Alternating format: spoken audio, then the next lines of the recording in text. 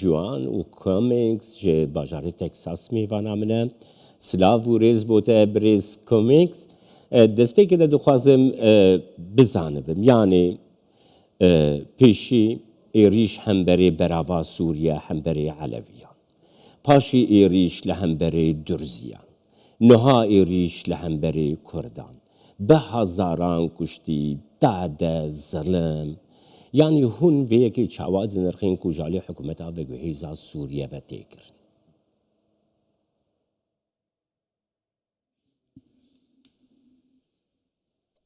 Well, let's look at the entire context. پێکەوە سەیری کۆنتێکستی ناوچەکە بکەین بزانین چی هەیە چونکە هیچ کەسێک لەگەڵ کوشتنی خەڵکی سڤیل و دەستێژیکردنە سەر خەڵکی سڤیل نییە بەڵام زۆر گرنگە کە سووریای نوێ حکوومەتی نوێ بەرپرس بێ و وەڵامدەر بێ لە داواکاری خەڵک ئەو پێکاتانەی کە هەن لە وڵاتەکە وەڵامی داواکاریەکانیان بداتەوە ئەمە لەلایەکی دیکەوە کاتێک کە جەنابەت ئەو پرسیارەکەی لەوانەیە بیرمان لەوە نەکرد بێتەوە کە سوودی مایندە هەیە بۆ پێکهاتەکان ئەوانەی کە لەوێن کاتێک کە لەگەڵ حکوومەتە کار دەکەن ئەگەر بێن لەگەڵ حکوومەتە کار بکەن هاوکاری حکوومەت بن بۆیە ئەمە فاکتەرێکی زۆر گرنگە یەکەم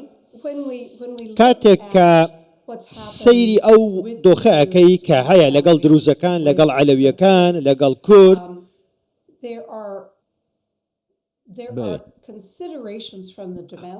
هەندێک هەڵسەنگاندن هەیە لەبارەی لە دیمەشقەوە کە پێکاتەکان پێیان گرنگ نییە ئەگەر بێت و بمانەوێت ببێتە سووریایەک کە بتوانێ بەرگری لە پێکاتەکان بکە و بتوانێت بیان پارێزێ مافەکانیان دابین بکە بتوانێ بە شێوەیەکی نیشتیمانی مامەڵە بکە بتوانێ ئاسایشی هەمووان بەبێ جیاوازی بپارێزێ ڕێگە نەدا وڵاتانی دراوسێ بۆ نمونە تورکیا ڕێگە نەدا هێرش بکاتە سەر کورد ئەگەر ئەم حکوومەتە بوو ئەو کاتە ئەگەر گەیشتینە ئەو مەرحەلەیە ئەو حکوومەتە ئەتوانێ ئەم کارانە بکە ئەو کاتە پێڵن حکوومەتێکی یاسایی حکوومەتێکی بەرپرس ئەو کاتە مافی ئەوەی نییە بێت هێرش بکاتە سەر ئەم و ئەو بابزانین ئێستا چی هەیە چونکە دەسەڵاتدان بە ناوچەکانی دیکە ئەکرێ زۆر باش بێ بەڵام هەموو کاتێک کارێکی باش نییە بەڵکو دەبێت لەسەر چوارچێوەیەک ڕێک بکەوی واتە وەکو ئەوە نییە کە بێ وڵاتەکە دابەش بکەی وا بکەی کە هەر یەکە و پشت بەلایەک بەستێ هەر یەکە و پاڵ بدا بە وڵاتێکی دراوسێوە ئەمە بۆ سووریا بەگشتی باش نییە لە ناویشیاندا هەموو پێکاتەکە برێز کۆمیکس نها ئەس بخوا مەدیا ترکیە دشۆپینم سیاسەتها ترکیە دشۆپینم نها لە جەم کوردان هەروەها لە ئەمریکا gelek دیپلۆمات لینسی گراهام gelek کۆنگرەسمان دیار dikin ku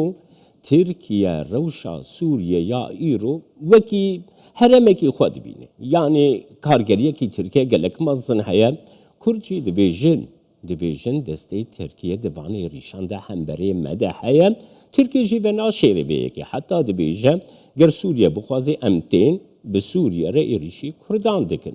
yanî wekî dîplomateke beriya Amerîkayê hûn vê destwerdana Tirkiye di nav Sûriye de çawa di nirxênin birêz kame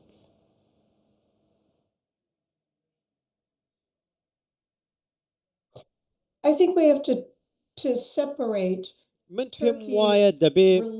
پەیوەندیەکانی تورکیا و دەستدرێژیەکانی بەرامبەر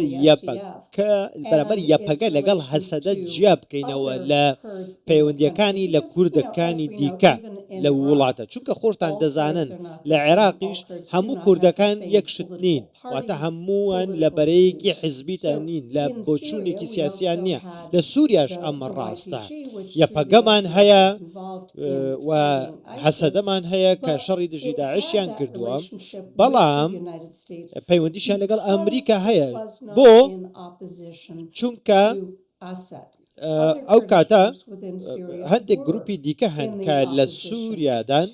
کە دژی ئەسەد بوون بەڵام هەسەدە و ئەوان دژی ئەسەد نەبوون Turks, بۆیە Kurds, تورک و کورد و Sunnis, because there سونەکان are many چونکە زۆر different جیاوازی within هەیە لە ناویاندا the وەتە SDF ناتوانانی is primarily تعمیمی in شتەکە the بکەی بەسەر northeast هەمووی of the دابێت country. گیان بکەینەوە Aleppo ئەوانەی کە is لە not باکووری ڕۆژهەڵاتی in the سووریان northeast of the حەلەب country. لە باکووری ڕۆژهەڵاتی سووریان Kurdish نییە groups ئەو and گروپانە Kurdish neighborhoods با and- بڵێن and- ئەو and گەڕەکانەی villages کە گوندەکان in the کە لە north. حەلەبن ناوچەی حەلەبن ببوره مەبەستن بريز كامينز ببوره يعني حلب لباكور وجلاتي سوريا نينا ل 500,000 كرد لحلب الدجين افيك وي ما فايدة دي حكومة افاق هيزا سوريا كو يريشي من علام بكي يريشي جنام بكي يريشي خلقي بكي دوسات كزيدة تركشتي حنا كاتش قاتي سيا افيتنا خواري جعفي خلقي در خستنا زاروك قالك هاتنا كشتن يعني في ما فايدة ده سلاطة افاق هيزا سوريا كو يريشي دو جهین کردان ناونده این کردان کو 500,000 کرد الوردجین ایریشی وان جهان بی سر و بر بتان کو توپان بکه بریز کامیکس I'm never in favor. من هیچ کات لەگەڵ ئامادانیم من هیچ کات لەگەڵ ئەوەدانیم ژن منداڵ گەورە بچوو جا لە غەزە بێ لە حەلەب بێ لە هەر شوێنێکی من پشتگیریەمە ناکەم But ناڵێم you're باشە stating that as بەڵام something that has باسی no ئەوەت کرد کە background, that has no, هەندێک شت هەیە دەبێت بگەڕێ بۆ باگراوندەکەی and the context, of course, is that بە دڵنیاییەوە those neighborhoods ئەو were گەڕەکانە setting themselves up as a security zone زۆنێکیان بۆ خۆیان دروست کرد بوو هێزێکی ئەمنیان دانابوو و حکوومەتی دیمەشق دەسەڵاتی نەیو بەسەریاندا من پاساو نەهێنمەوە بۆەوەی کە حکوومەتی دیمەشق کردوێتی بەڵام باس لەوە دەکەم من هەر حکوومەتێکی نیشتیمانی نیگەران دەبێ ئەگەر ببینێ کە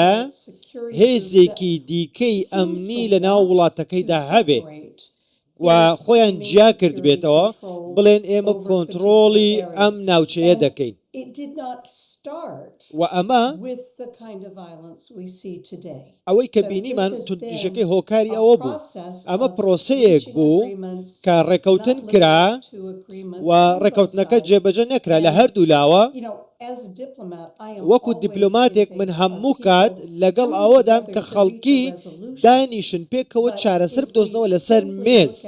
بەڵام ئەگەر بە شوویکی سادە سەیری بکەی حکوومەتی نیشتیمانی حکوومەتی ڕاگوزەر ئەوەی کە شتێکی خراپی بەرامبەر بە کورد کردووە حکوومەتی ڕاگوزەر ئامانجی هەیە دەکرێت سوود لە کورد ببینێ لە ناو سووریا بريز كاميكس نوها نأز دبيجم يعني أمريكا فيك دبيجي دسلاتا أمريكا دبيجي دبلوماتين أمريكا دبيجن باشترين حف بيمانين لسر عردي لقل أمريكا كرد بونا بيشمرقة بونا شيروان بونا قربانيين قالك مازن كرد لحن بريك داعشيك وداي هبون يعني أفيك دفي وريج بير كرم بريز كامينكس كونا هاجي كرد لحنبري تيروريزمي لسر عردي ملتي حري خراجرة هيزا حري خراجرة لسر عردي كرد لحنبري تيروريزمي وأذكر يارن كل حنبري كرد جهات نكرن بهنا تيروريزمي دم بريز كامينكس فرمو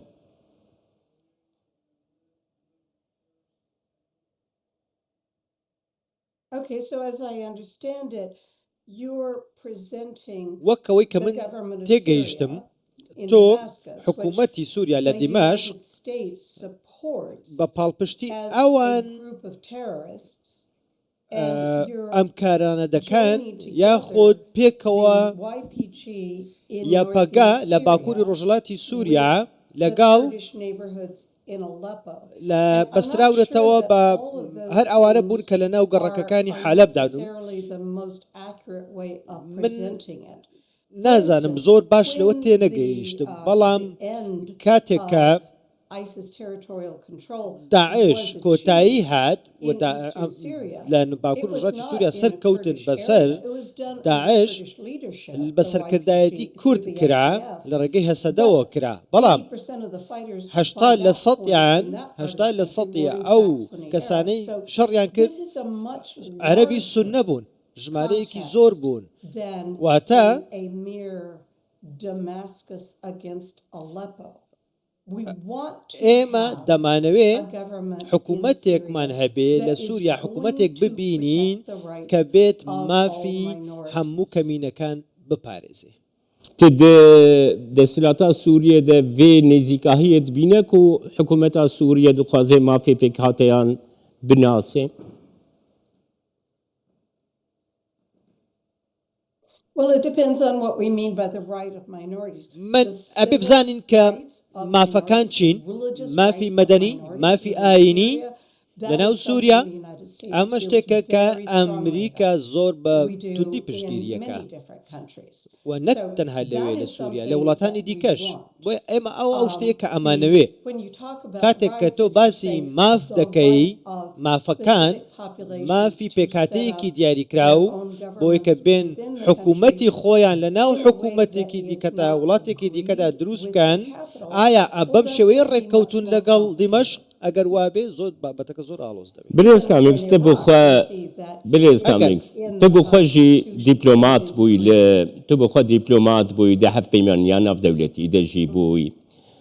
ایریشی هفت پیمانیان ناف دولتی کرن چندین گروبان جوان گروبان گلک لشامه دناف دستلاتی دنه یا نا بلیز کامیکس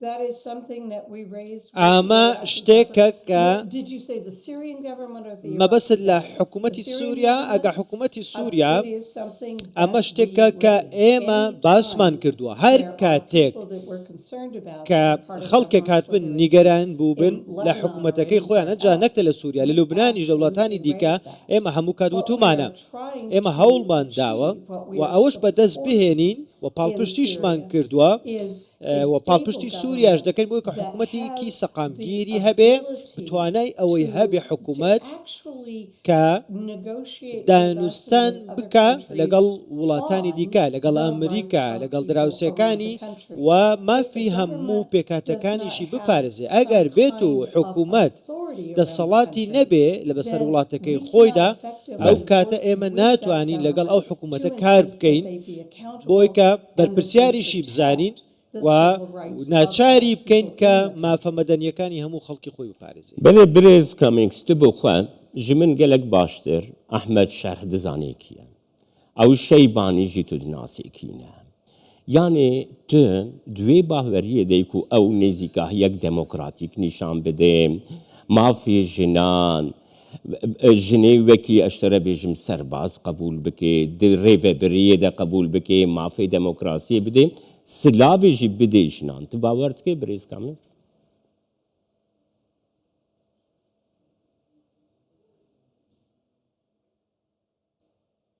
Well, there are women in the cabinet. بەدڵنیاییەوە ژن لە or کابینەکە there هەن is a woman in the cabinet, someone that I know ژنێک هەیە personally. من خۆم دەیناسم لە There نزیکەوە are Christians in the cabinet. کریسیانی تێدایە کابینەکەی There's a range of people. خەڵکێکی Will there تێدایە be women in the military? ئەنجا I don't know. ژن I mean, لە there have سوپادایە been women in the نازانم police بەڵام in the past. لە ڕابردووە ژن لە هێزەکانی پۆلیسە هەبووە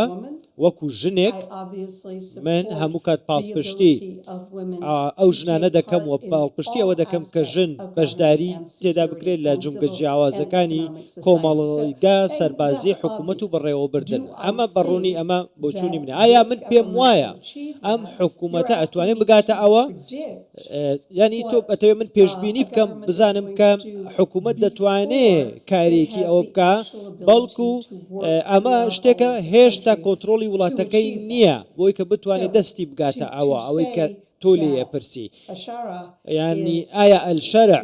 is not doing something when شتێکی people are still نەکردووە trying to و ڕەخنەی لێ دەگیرێ the country. لە کاتێکا It's کە perhaps خەڵکێکەیە not لە fairly وڵاتەکەیە realistic. هێشتا ئامادە I نین do know his گوێی بۆ background. بگرن Obviously, ئامادە there are نین کە problematic aspects. شەرع But کۆنتترۆلی I would هەموو point وڵات out بکە بەڵام that ئەتوانم ئەوە there بڵێم من were leaders in Iraqi هەندێک Kurdistan سەرکردە هەن لە who هەرێمی were کوردستان before 2003 کە پێش on the 2003 terrorist list in the United States. So people change, بۆیە our خەڵکی views بۆ change. چوونی خۆیان The دەگۆڕن most important aspect is هەندێک keeping لە our eyes سەرکردەکان on what is important, لە گروپ which is لە لیستی the تیرۆری rights ئەمریکادا and بوون security لە of هەرێمی all کوردستان people. بەڵام دواتر شتەکان گۆڕا ئەکرێ بۆ سووریاش وابێ و بگۆڕێن. برێز کامنگز داوی پرسا خۆ دەکەم تو باوەڕ دکەی وەکی دیپلۆمات ئەمریکا ڕێ بدە دەسەڵاتە بەگوهێزا سووریە کو مافێ پێکاتیان حتا ئیرۆژی قبول نەکردیان دەرباسی باکوور و وڵاتی سووریە ببە.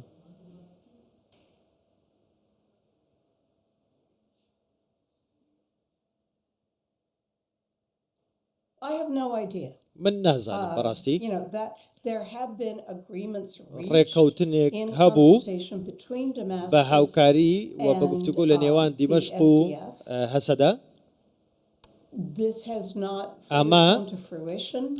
تەواو I think نەبووە that it is تا important جێبەجێ نەکراوە کە that پێم وایە people ڕێککەوتنێکی engage گرنگە in those discussions in خەڵکی good faith. ئەوانەی کە بەشداری I کۆبوونەوە remember کابن و بە شێوەیەکی back باش in باسی گفتوگۆکە دەکەن 2019 پێم having وابێ that conversation 2019 بوو گفتوگۆیەکم هەبوو لەگەڵ جەنرال مەزلوم you know was saying that this part of the country needs وتمان to be ئەم separate. This بەشەی is still وڵات during the وتی Civil War وتی under دەبێ ئەم Assad. بەشەی وڵات جیا And I بێتەوە said, well, ئەو if کاتەشتا there were a ئەسەد مابوو government و that ئەمە protected the بۆچوونی rights of بوو all people, بەڵام would you ئێستا still ئەگەر feel that way? And he said, لپرسیم well, obviously, باشە ئەگەر if تۆ Kurds حکوومەتێک بێت have the مافەکانی ئێوەش ability بپارێزی هەر جیا to ئەبنەوە live freely وتمان within وتم Syria, ئەگەر then کورد that's بتوانێت not بە ئازادی لە necessary. سووریا So those are بتوانێت his بژی words. مافەکانی بپارێزی هێشتا هەر جیا دەبیتەوە